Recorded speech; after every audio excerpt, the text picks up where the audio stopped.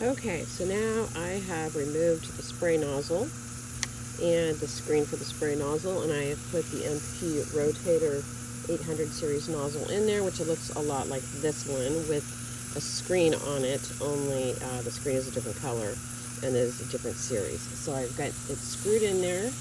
This is a model that goes from 90 to 210 degrees. So right now it's at about 90 degrees. It's pretty much closed up as much as it can go. And you'll see that it sprays quite a bit less than the others. It's kind of hard to see exactly where it's going, but it is only going about 8 feet, so it's a pretty short radius.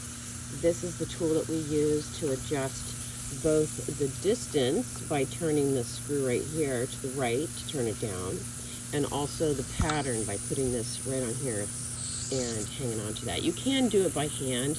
It's just a little harder to do when your hands are wet. So I'm going to go ahead and put this on here and then turn it to the right a little bit, and you'll see that it starts to open up the pattern and spraying over here a little bit more. And so it didn't change the pattern on this side over here. That has its set point. So if you need to adjust it, you're going to have to adjust it from one side, basically.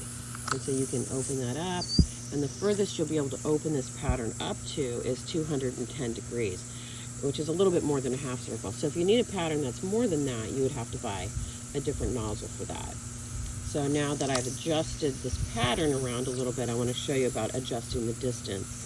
So a general rule of thumb on pretty much most sprinklers is that you don't adjust it down more than 25% of what it wants to do. And so I'm going to go ahead and turn this.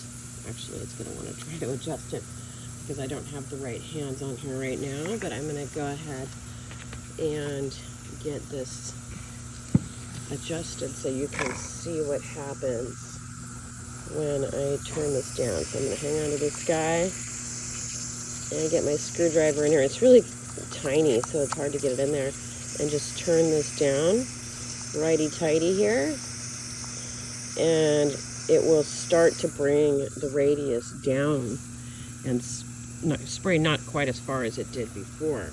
And so ideally you want to match your sprinkler head up to the right radius that you need it to be, but if it's going just a little bit too far, you can make that adjustment with the screw. And now I'm going to go ahead and put it back the way that it should go and get it back out to its full radius, which is going to be, right around 8 feet or so.